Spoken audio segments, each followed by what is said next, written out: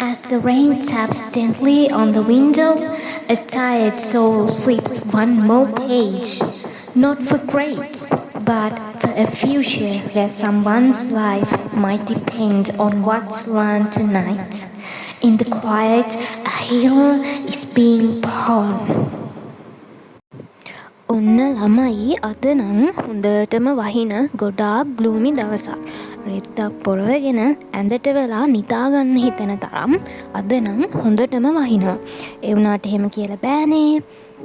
අපිට අදත් compulsory lectures තිබ්බා. ඒක හින්දා කැම්පස් එකට යන්නම වුණා.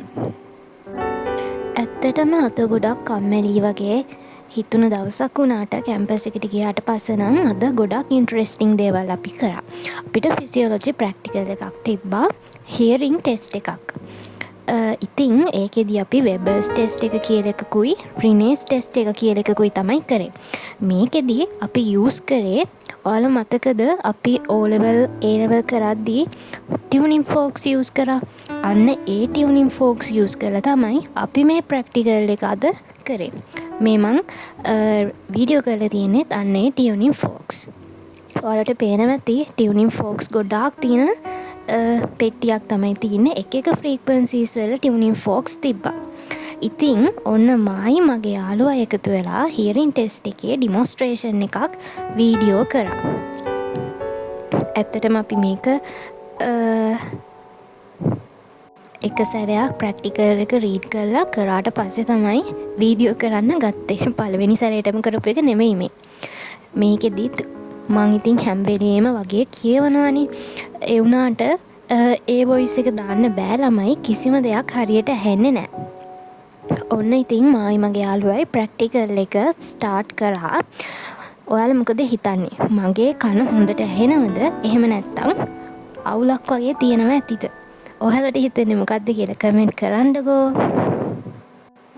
ඉතින් ඔන්න ඔය විදිහට මම ප්‍රැක්ටිකල් එක දිගටම කරගෙන ගියා.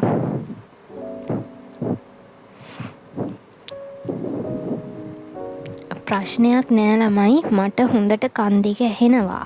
ඒක දැන් තහවුරු වුණා.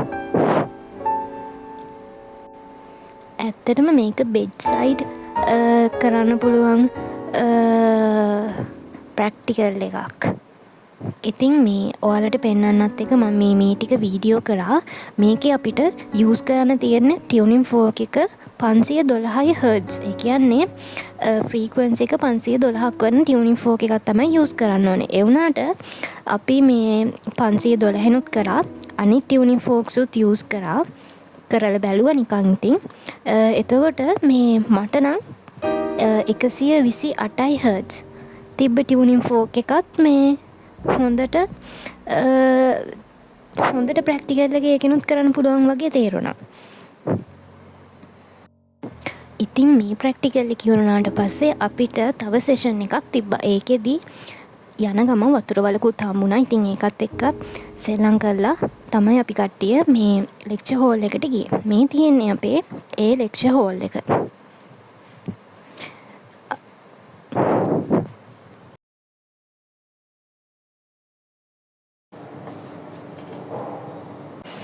ඉතින් ලෙක්චර් එක ඉවරනාට පස්සේ වෙනද වගේම මම ලයිබ්‍රරි එකට ආවා. ලෙක්චර් එක කරන වෙලාවේ නම් වීඩියෝ එකක් කරේ නෑ ළමයි. මොකද අපිට ලෙක්චර් එක කරන වෙලාවට ෆෝන් එක යූස් කිරීම and රෙකෝඩ් කිරීම තහනම්.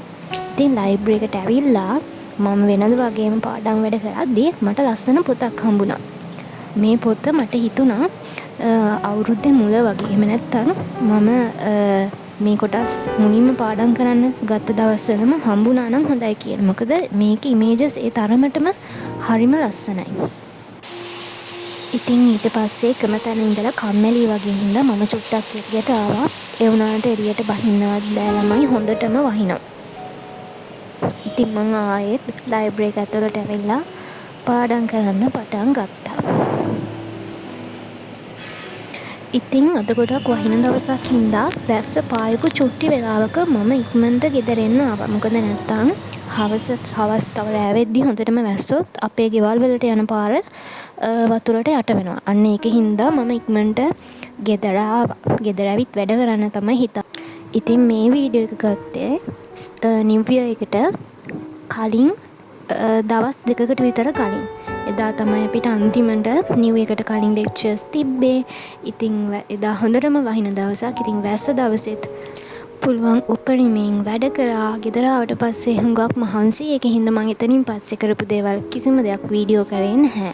එහෙනම් අදට vlog එක මෙතනින් ඉවරයි. බයි. අලුත් vlog එකකින් ආයෙත් හම්බෙමු.